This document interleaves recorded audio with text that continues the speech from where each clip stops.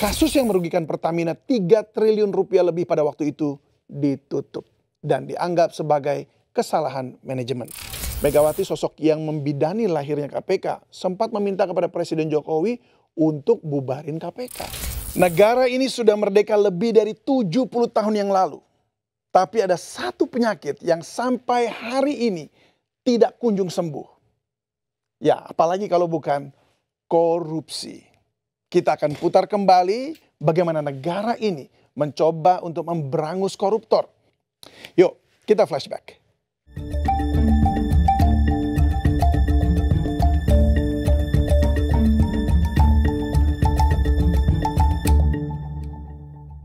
Pasca merdeka tahun 1945, pemerintahan Soekarno dihantam oleh berbagai pertikaian politik dalam negeri hingga pemberontakan yang terjadi di sejumlah daerah. Akibatnya jalannya pemerintahan tidak benar-benar efektif. Sering terjadi bongkar pasang kabinet. Dampaknya tidak ada program pemerintah yang berjalan hingga tuntas. Di masa itu korupsi bukannya tidak ada, namun ia terabaikan karena perhatian tercurahkan pada upaya mempertahankan kemerdekaan. Ya boro-boro membangun perekonomian negara yang tangguh. Anggaran negara justru terkuras untuk urusan-urusan non-ekonomi, terutama membiayai operasi militer, serta beragam proyek politik mercusuar. Nah, hal ini membuat kepercayaan kepada pemerintah luntur. Militer mengambil inisiatif dalam upaya pemberantasan korupsi, tapi di sisi lain ternyata kalangan militer jugalah yang menjadi pelaku korupsi.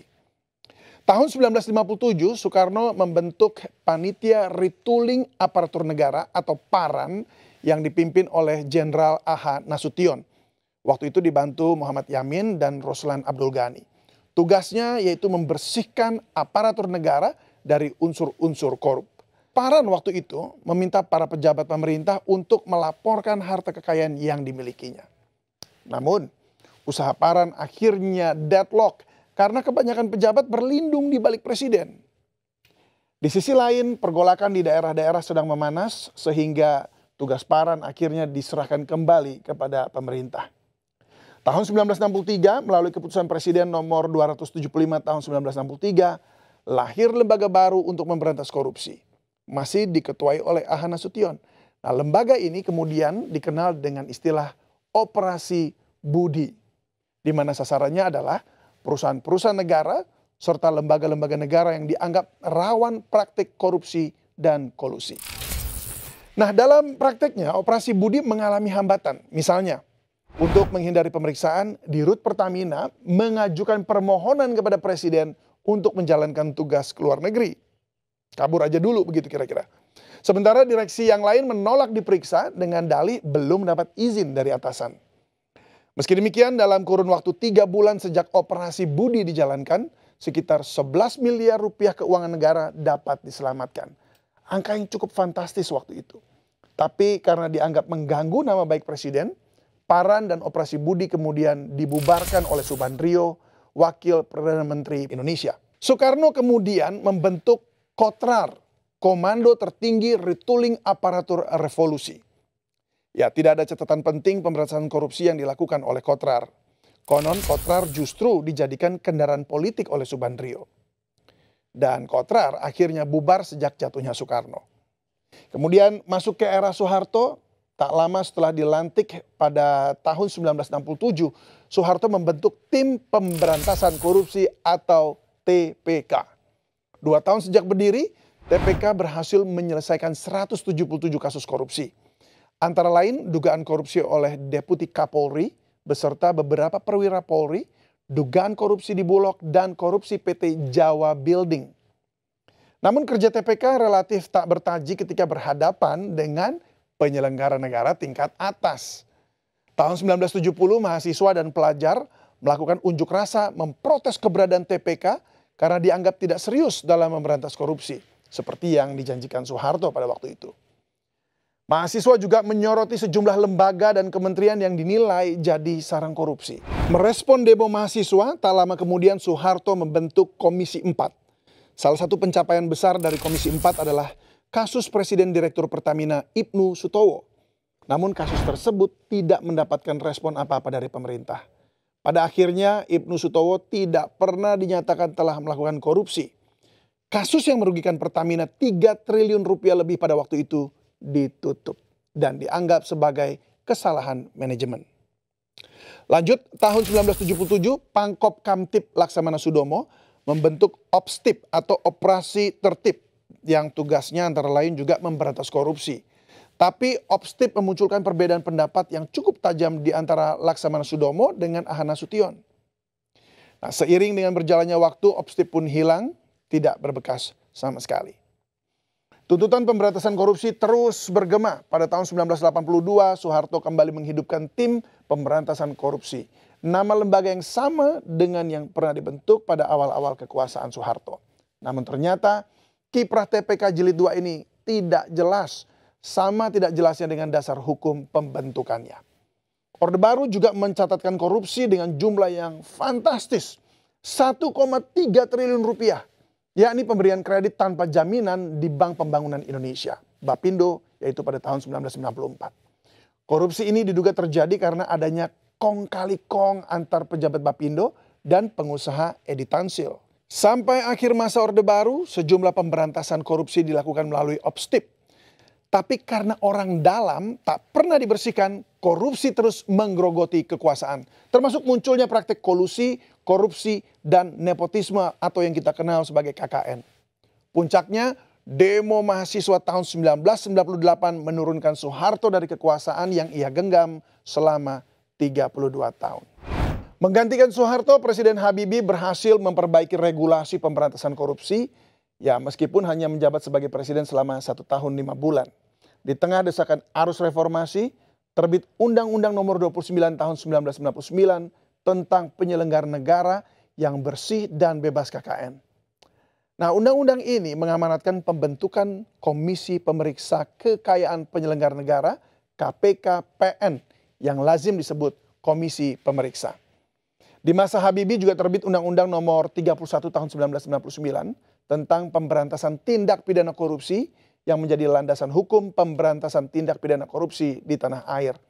Undang-undang ini menjelaskan bahwa korupsi adalah tindakan melawan hukum dengan maksud memperkaya diri sendiri, orang lain, atau yang berakibat merugikan negara atau perekonomian negara. Presiden Abdurrahman Wahid, Gus Dur, waktu itu pengganti Habibie, melanjutkan pembentukan Komisi Pemeriksa Kekayaan Penyelenggara Negara KPK-PN. Zaman Presiden Gus Dur ditandai dengan demokrasi yang mulai menguat, namun konflik politik juga tinggi pada saat itu. Waktu itu tindakan KPK-PN yang agresif, yang mempertanyakan sumber kekayaan pejabat negara, lambat laun mengkhawatirkan eksekutif dan juga legislatif. KPK-PN kemudian dilebur ke dalam Komisi Pemberantasan Korupsi atau KPK yang nantinya resmi berdiri di zaman Presiden Megawati Soekarno Putri. Menanggapi aspirasi masyarakat, Presiden Gus Dur kemudian membentuk Tim Gabungan Pemberantasan Tindak Pidana Korupsi TGPTPK di bawah Jaksa Agung.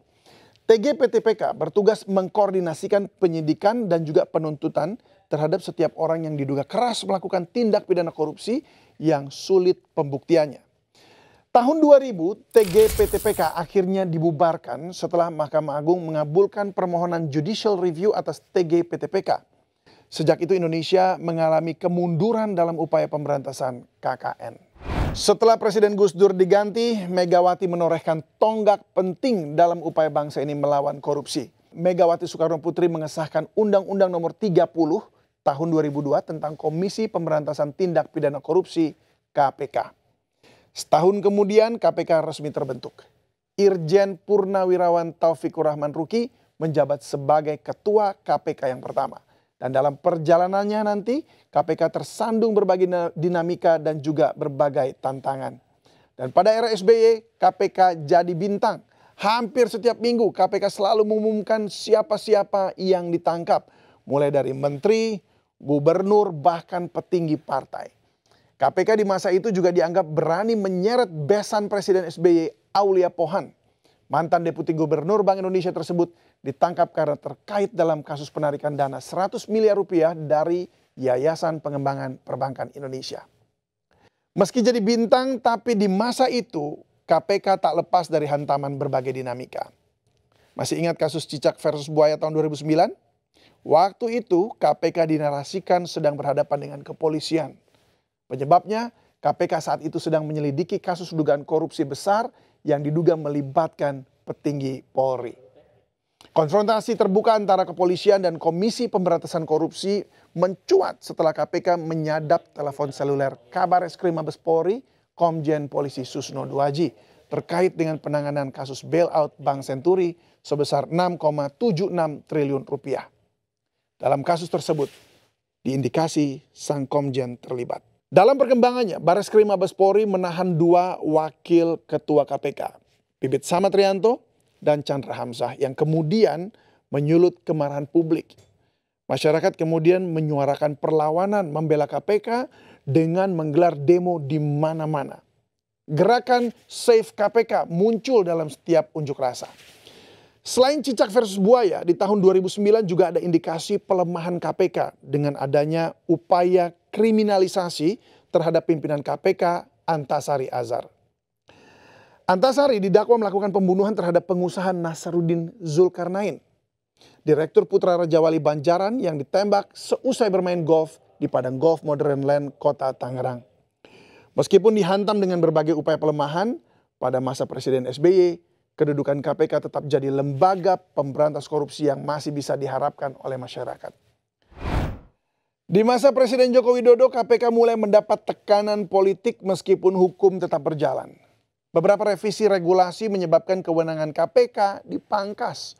Salah satunya revisi Undang-Undang KPK yang menjadikan KPK sebagai lembaga di bawah eksekutif dan diawasi oleh Dewan Pengawas.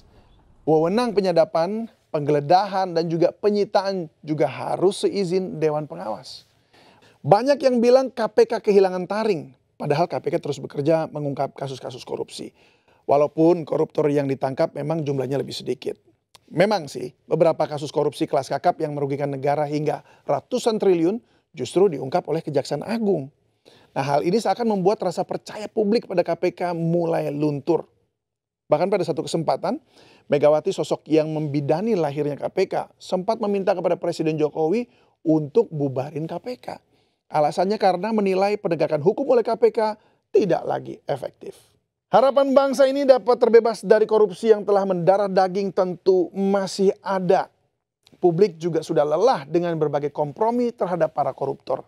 Dan satu hal yang penting, pemberantasan korupsi seharusnya bukan sekedar retorika, tapi butuh tindakan nyata, pengorbanan, dan juga konsistensi. Bahkan harus dimulai dari diri sendiri. Terima kasih, saya David Silahoy. Sampai jumpa.